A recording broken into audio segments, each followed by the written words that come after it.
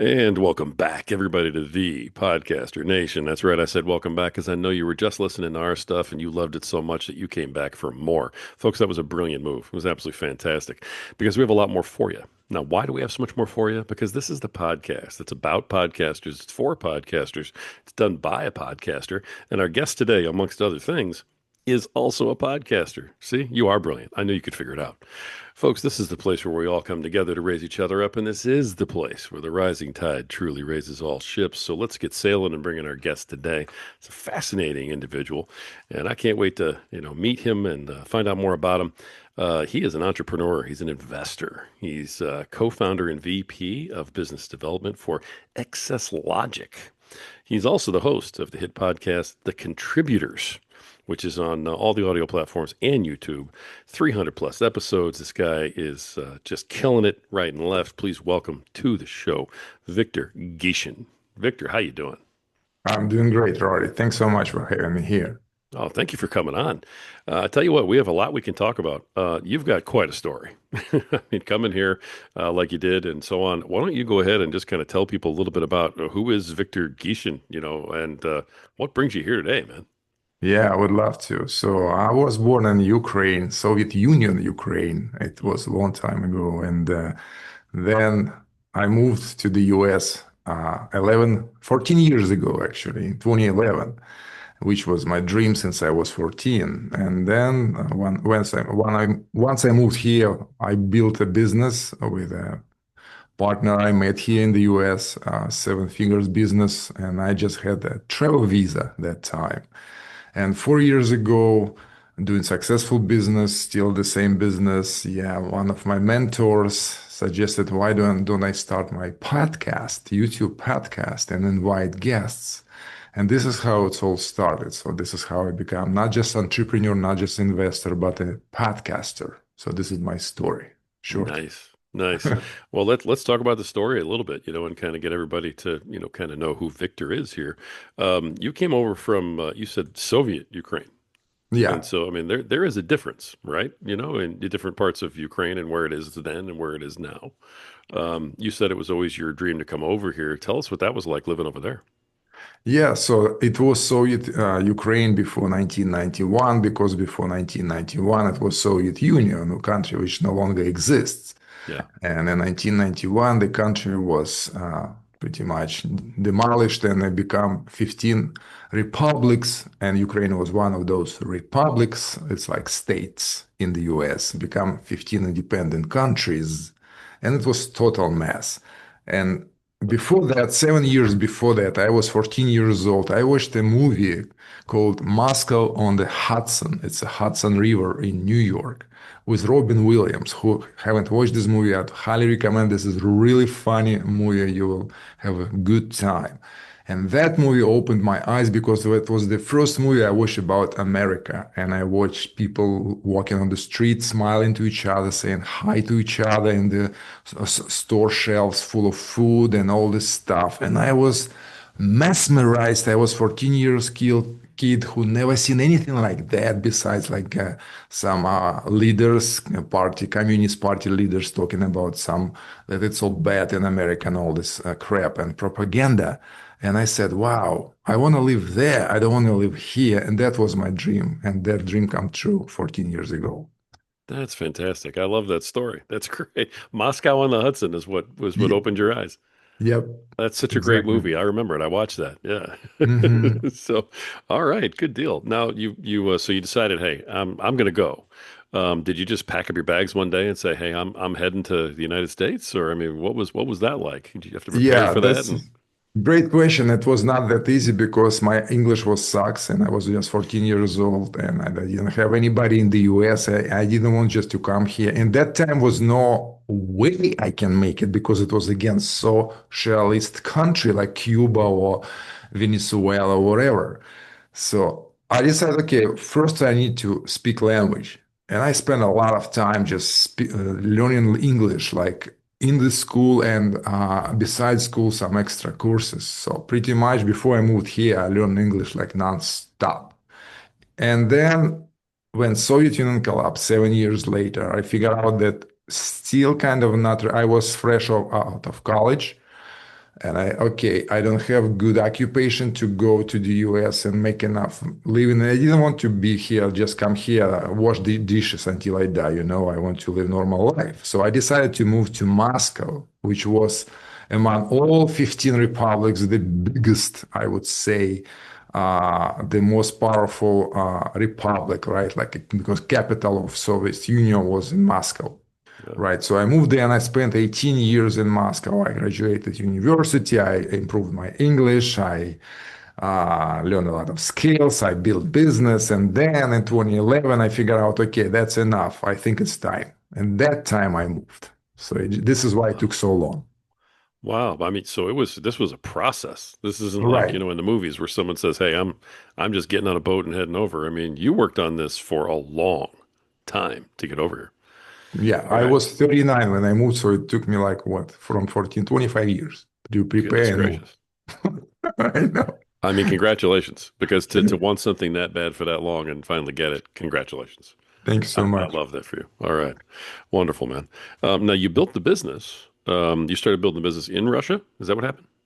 Yeah, I had several business in Russia, and then when I moved here, I was delusional enough, like pretty much every immigrant, that I can do the same shit here in the US as easy as I was doing over there. And that was the biggest delusion, which fortunately I lost that idea to do the same thing here on the first day upon arrival. So I'm sitting at the hotel, I'm watching the commercial at 6 p.m. prime time, the most expensive commercial on the TV because I used to work on TV. I know like the prices for the commercial. In the morning it's cheaper, or during the day when people at work, and in the evening the most expensive, 6 p.m., 7 p.m. when people get home, having dinner and eat commercial. And I see the TV commercial of my competitors. And in Russia, my competitors didn't have money to buy print commercial, Mm. radio commercial, not talking about TV commercial, which is the most expensive. And I'm like, wait a minute, I'm here, barely speak English, and I'm going to compete here with these guys who has budget for this commercial. Okay, it's a bad idea. I need to sell my fashion business and I need to do something completely different here. That was like on the first day in the US. I glad it just didn't took me long to realize it. So this is was the key, the I love it. situation. So day Mhm. one, you're like, okay, I got to rethink this whole plan. Right, All right. exactly. All right. So you're in the country and you've just gotten here thinking that you're in pretty good shape. Now you're like, hey, I got to redo this whole deal. Did you launch right into starting the next business, or did you, like work for a while, over here? And how did that progress? Yeah, so then I started thinking, okay, in order to move to something else, I need to sell my that business. But that business, it was like a web studio which specialized in like website development. And those type of businesses are not easy to sell if you don't have something which can make business for the new buyer without you in it. Right. But since I'm in a different country, this is like no go. Fortunately, we had like a WordPress kind of our own thing, which allow people to just couple clicks and make their own website. It helped. So at least we had the software. So what I needed just to package it nicely. So when somebody will buy, they see it's a nice design, nice interface, it's easy to use and easy to kind of just support even without me being there. So I spent about a year and a half working on just making this like a nice package so it can easy to sell, and then looking for a new partner here who knows business better than me, who knows the like the whole environment, like all this legal stuff, all this stuff. Mhm. And in 2012 I met a guy who moved here when he was 17 from Moscow, right? And then he's been buying and selling different electronics, which used electronics and equipment. And I met him and we started talking, and I had experience selling services to businesses, to corporate clients in Russia, right? Mhm. And he had experience to identify which equipment has value, which doesn't, and selling it. And he offered me, why don't we work together? I will be bringing stuff taken from the companies that no longer need it, and he will be selling it. And instead of buying it like he was doing before, before, he will be selling just I will be taking for free like we're doing it right now. Mhm. And I said, like, why don't we try? Let's try. And then we started trying. It was not easy.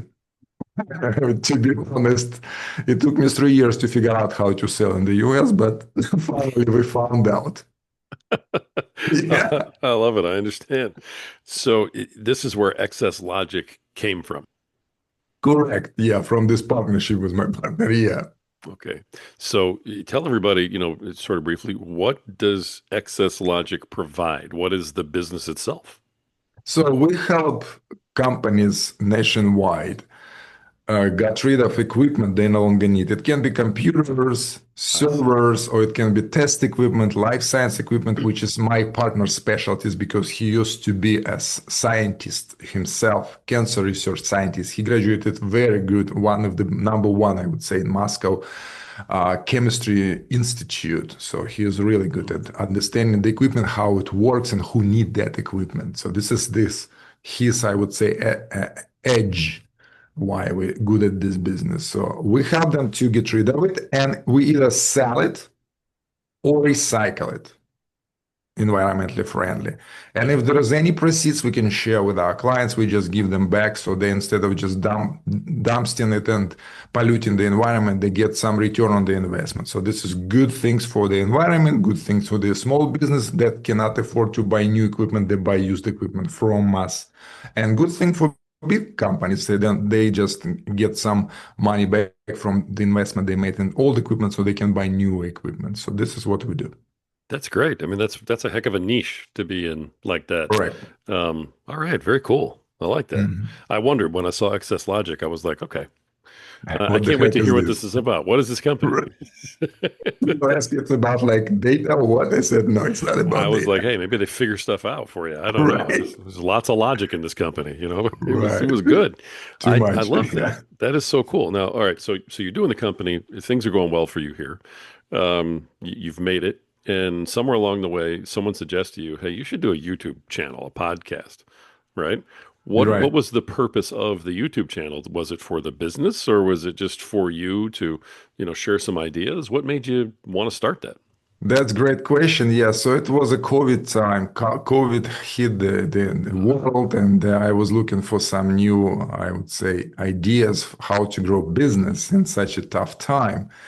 And I decided to hire like a mentor, and I did the research online. I found Jay Abraham. He was a mentor from Tony Robbins and for many other very famous and successful entrepreneurs. And I thought, why don't I get him as a mentor? And we worked for about a year together. He gave me a lot of good ideas for my business, how to get new clients, how to grow business, so on and so forth. And one of his ideas was like, he said, listen, even though you have an accent, and sorry for that, guys, like you listening to me, probably not that easy to understand all of saying was coming out of my mouth, but I'm trying my best. Okay.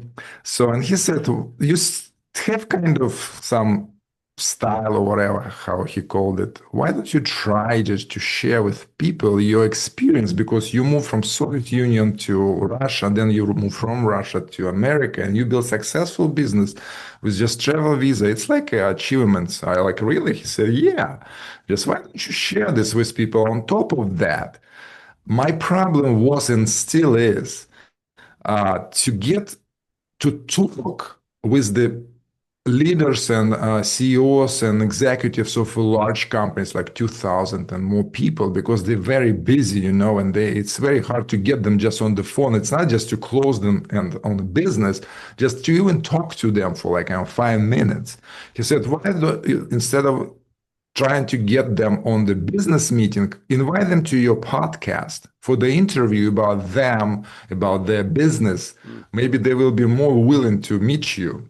yeah. And he said, since in business there's people do business who they know, they like, and they trust, then when they come to your podcast, they will know you. Then during the podcast, you'll be talking about what is close to them, what they like, right? Then through this, they will like you.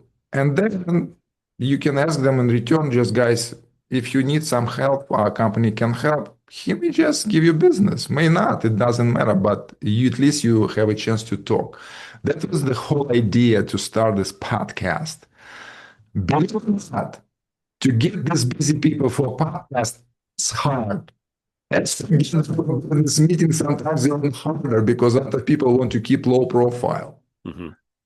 So in the beginning, any podcast doesn't have any subscribers, and you send the links to those executives, and when they see you have two subscribers, your mom and yourself, it's like really not going to think, nobody wants to spend their time, quality time, that only like three people, their wife is or spouse, and your mom will see this podcast, something like that.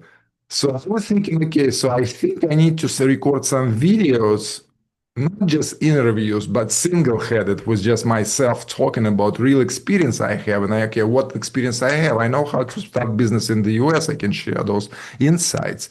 Then I know how to invest. I pretty successfully invest a lot of money in different things, and some of them lost, some of them not. So why don't I share where they can lose people, where they can win, at least based on my experience?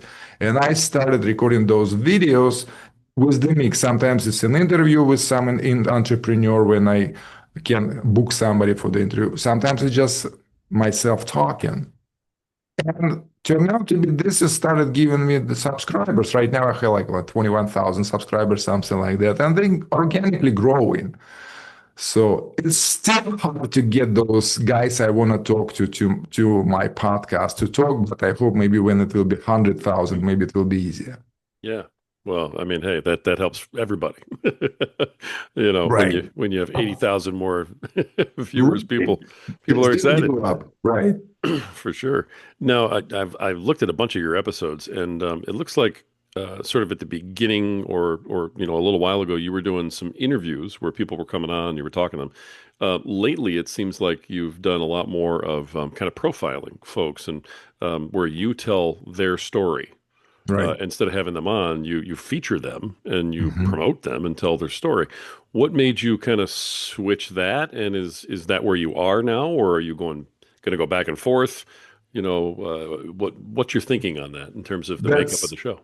great, great question. Yeah, this is because to get more audience, and not just any audience, but audience which really want to listen to you and get this information, because not everybody need information about business. Some people happy where they are. They just work for some company, do their stuff, and they just don't want to hear how to invest, and they're not going to invest. They don't want to hear anything about crypto. So this is just not your audience.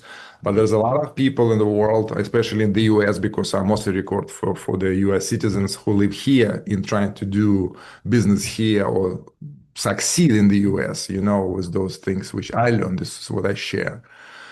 I try different things and I figure out that those stories are kind of popular because my people who achieve success from those companies, some record a video about, and there is something in those which is nobody talk about. People say, "Oh, Mark Zuckerberg, could he become successful because he screwed those two guys?" Let's say he stole the idea and created the website. But there is more into this story. There is a CEO who worked for his company who actually helped him to really build this company, right? And there is always in any success, there are hidden keys to that success. And this is what I'm trying. Sometimes it's just fucked ups, which they turn into success. Like, for example, Microsoft. How Microsoft got, for example, Microsoft Office product. Do you think everybody probably think they just, okay, Bill Gates with Steve Ballmer, they said, okay, we're going to create Microsoft Office, Microsoft Excel, Microsoft PDF, and this will be a successful product. Everybody think it was like this. Not at all. They created one product which had some name, Microsoft something, which included everything, not modules like it's right now.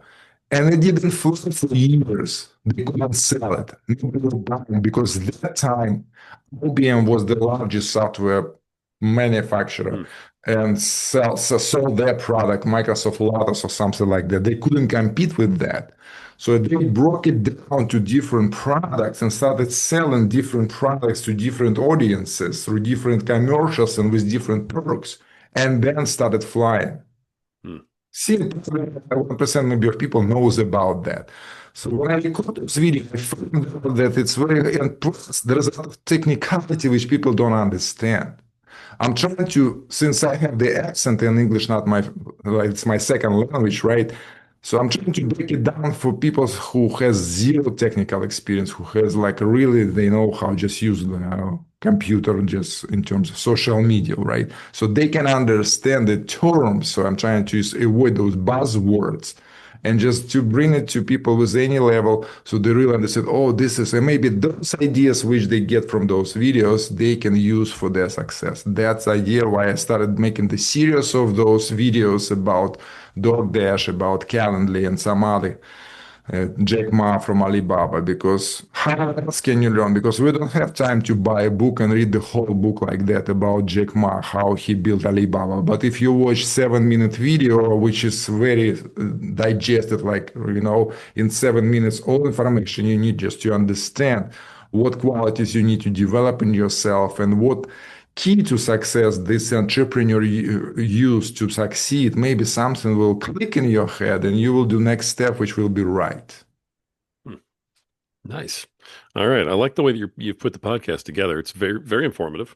It's entertaining. You know what I mean? I listened to some of the episodes and I learned stuff. Thank And you. they're shorter episodes too, so they're very easy to just listen to and digest and get them done.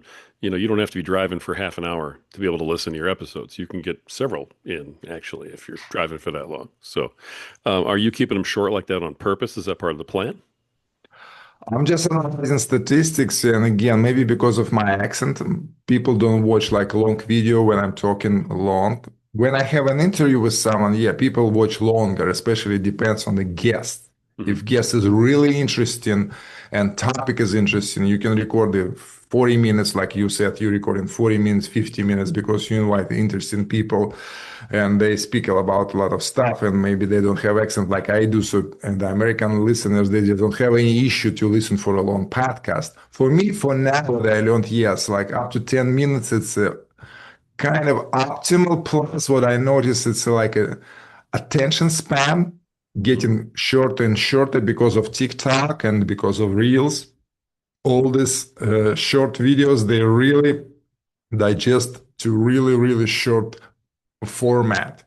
And this is what I'm trying to do right now because I tried several long videos.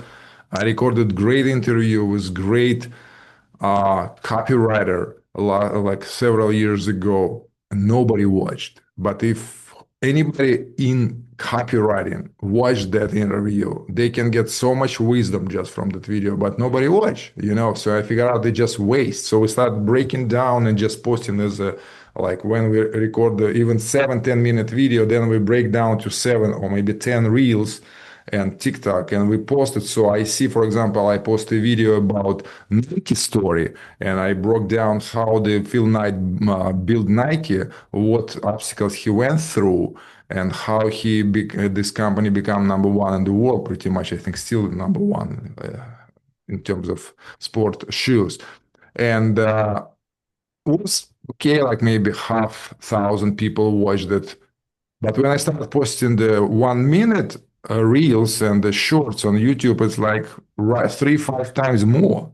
It's Right. a different algorithm, and people easily can watch short video because they understand it will finish in 1 minute. So they okay to finish until the end. You know what I mean? So this is the reason. It's like with emails in sales. If you send one email, doesn't matter how good is this. If person doesn't see that email ends at the end of the screen, he's not gonna even start reading it. It just psychologically. So you need to make email as short as enough. So person when he looks at the email, he understand, okay, oh, this is the end. So it's just one sentence or maximum 2 sentences. Okay, I will read it. But Right. when he doesn't see the bottom, he just doesn't read even the first sentence. Same with the video, I think. It's very important for all podcasters, and I understand your podcast for their podcasters to keep in mind the reality. Right. So just use both formats and Yeah. analyze the statistic. Yeah. That's great advice. And honestly, the best part of the advice out of that is that everybody should be doing what you're doing, and that is looking at your own performance, looking Right. at your own numbers, your own statistics because everybody's different, and you Of you course. may have like, this product here might be your best one. Someone else down the road might have a totally different, audience. So yeah, it's Absolutely. For you, great that maybe you're looking 30 for that. minutes is the best format for you, will be, for Yeah, example. And then you will not be recording 60 minutes or 10 minutes because it will be just doesn't meet your kind of right. numbers. Exactly. Exactly. No, Right. that's fantastic advice. The Now, how has the podcast from the when you started it years ago to where it is today? What were some of the biggest changes, from what you used to do to how you do it now? Is it just the time frame? Time frame, yeah, that's the one. The setup, I bought new house and I set up studio, which is more professional. Second one, I keep on working on my accent and delivery, how I deliver information so more people will really understand it better, this thing. And I'm trying still like Mr. Beast, like number one YouTube podcaster in the world right Oh now. yeah. Yeah, he said if you just analyze the numbers, if you analyze the competition and your, I wouldn't say it's competition, your colleagues in your niches, and the feedback engagement from your audience real quick, and you will just improve every video. You just improve like something in each video. You will find each video you'll find something you want, and you will improve. You will make huge progress just during the year, like 1% per video if you record one video a week like I do, right? So I record one video a week, and then I just cut it and I post every day just shorts from this video. So it's a 52 videos long form, and then it's like 360, like around something like that, 360 videos, short videos a year. You will improve like pretty much like 100% during the year. Just this is what everybody needs to do. So I analyze more deeply, like every video I see, but it's hard to predict. Sometimes, some video just get so many views you don't even expect. Like I installed the operation system on my computers and was some settings was wrong about my microphone, and I recorded in a mono in a stereo mode. So my voice was in the left ear and the background music was in the right ear. And people even like left comments that they were annoyed by this. But the video took off for more than 2,000 views. And I'm like, maybe I should record a video since this defect. You never know sometimes. Sometimes being distracting can help. Yeah, exactly. Right. You make them mad, they respond. Now you've got more Exactly. interaction. No, I hear Try you. different things. Just try different things. Yeah, Yeah. that's beautiful. All right, I always ask everybody a corny question about their podcast. So here it comes. All right, what is it about doing your podcast that you love the most, and what is it about doing your podcast that you just absolutely can't stand, hate the most? Well, is that I think I'm at the stage right now that I want to share and give back to the community whatever knowledge, experience I accumulated in Ukraine, Russia during. I'm 53, okay, so I lived long life, and this is what I like. So this is like for me a window to the world, and I'm telling guys, I'm not advertising anything to make money. I'm not making any way, anyhow, money on my podcast, except guests sometimes pay me, so I talk about them. This is it. But it's not something buy this crypto, buy that product, or this mirror. I don't do this shit like that. Okay, so I have business to make money. It's not for making money. So I just sincerely share my real experience, and if I tried something and I was wrong about that, I will record video about that and say I tried that, don't try that, for example, something like that. What I don't like about podcast, lack of good ideas. Hmm. That sometimes I want or angle how to put the story in a more entertaining, digestible way. So we recorded the video, we posted it. I watched this video and I think, gosh, I would do it better if I do it again. Especially when you watch somebody else done it better than you. You like, this guy is better than you, more creative. They found better angle, the better way to twist it. You know, it's the same story because I record videos about people everybody knows pretty much. So Hmm. a lot of videos about that already recorded before me or after me. And this is what sometimes make me like, ah, gosh, yeah, I need to maybe think longer, think deeper, maybe use AI sometimes. I don't know, but pretty much nothing else but this thing. Just Great answer. frustration. Yeah, about myself, not perfect enough, I would say, to I make it understand. better. All Yeah. right. Great. I love that's why I always ask this question because I get great answers to it and they're always different. And that was very Mhm. different. So I appreciate it. You brought up AI. Everybody always wants to know, if I don't ask somebody about AI, I get messages and they're like, come on, you got to talk about AI. Let me know. Do you utilize AI in anything that you do with the podcast? And if so, what and how does it work for you?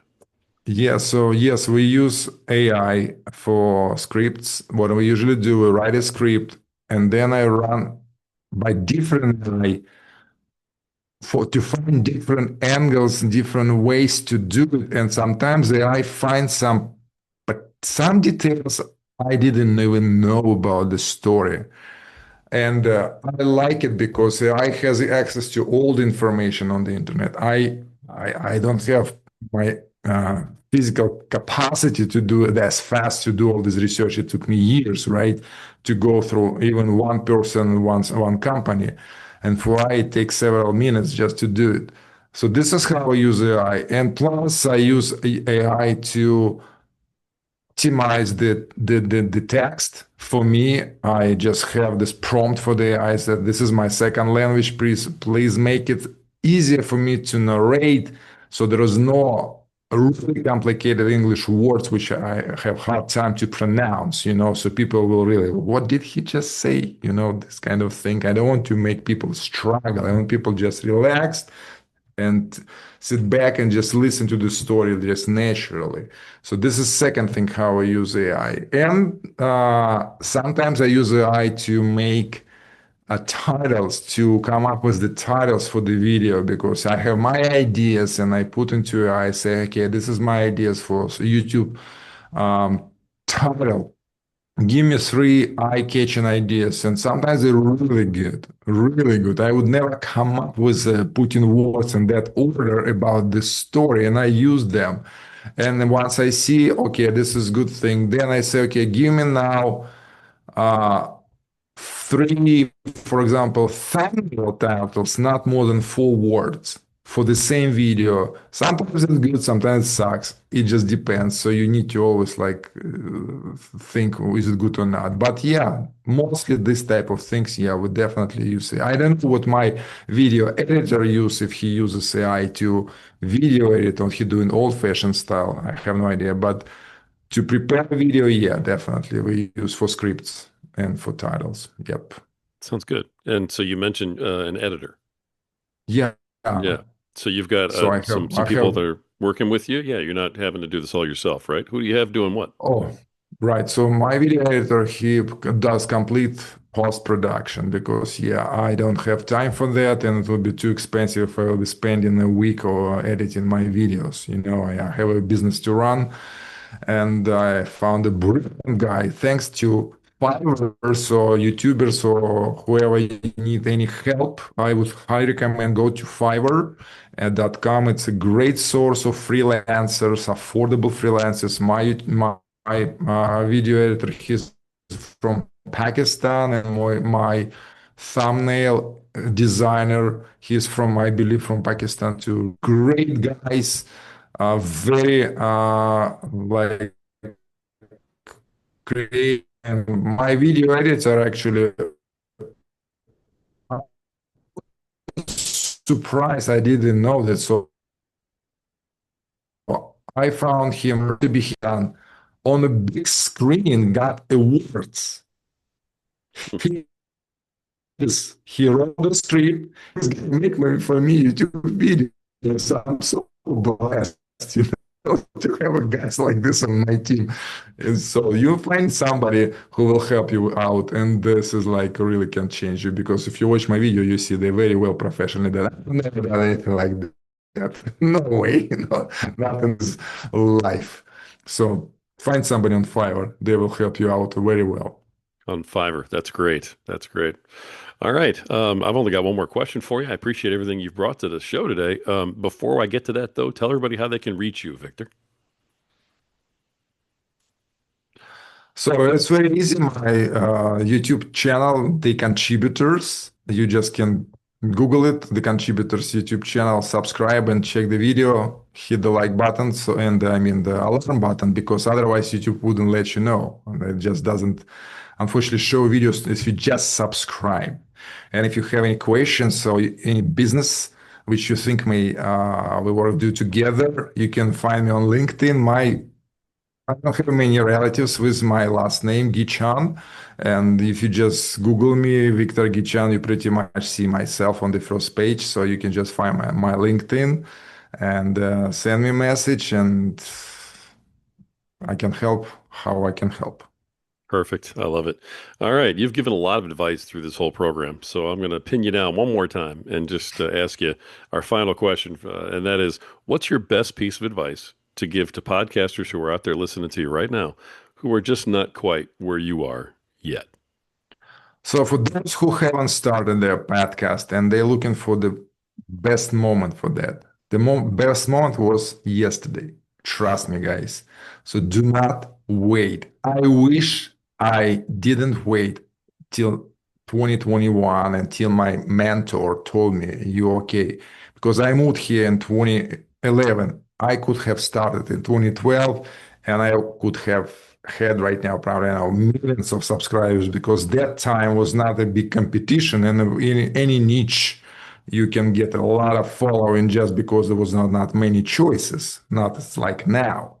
So start, don't try to be fancy. Don't try to think about money, that you need expensive camera or microphone or something. Just put your phone in front of you, you put the book behind the phone and start recording something you really like, something you really know, whatever.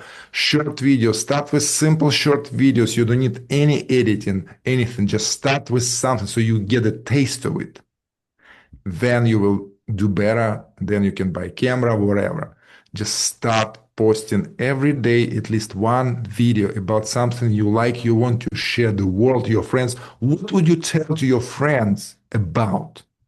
This is the advice those for those who just thinking to start. For those who started but not happy with what they're doing, try different things. Don't be afraid to change the niche. Try to talk about something which you didn't talk. I'm thinking about that right now. So I have kind of limitation. I'm talking about how to start business, run business, how to do investments, how to do passive income. I'm thinking right now, how can I expand to some other areas without really kind of polluting my niche, at the same time make it interesting and get new audience. Constantly try to do. It will make your life less boring, because you maybe already tried a lot of topics on what you already recorded. You maybe have like thousands of videos you don't know when to talk about. So extend it. So get something new, invite some new guests from different niches. For example, you're talking about business, invite somebody from security, business security, and talk about how this can help you. If you never had an interview, start doing interview. If you've been doing interview only, start talking on your own. Change something, then you will see and track those statistics. It will give you boost, emotional boost, and subscribers boost. This is advices I would give. Love it. That's great advice for everybody. So I hope people are listening to you right now. All right, Victor, thank you for being on the show and for giving all that good advice out there. Entrepreneur, investor, co-founder, and VP of Business Development at Access Logic. Also host of the Contributors Podcast on YouTube and on all the audio platforms. Victor Gichun, brother, I appreciate you coming on. I really do. I had a blast listening to you, and I wish you all the best in the future. Thanks for sharing what you did today. Thank you, Rory. It was a pleasure being here and sharing everything I know. Thank Thank you. you. Thank you. Folks, that's been another fantastic episode of the Podcaster Nation. And the reason we get such powerful podcasters on here is because this is the podcast that's about podcasters. It's for podcasters and it's done by podcasters. And folks, like we said before, this is the place where the rising tide truly raises all ships. So keep sailing.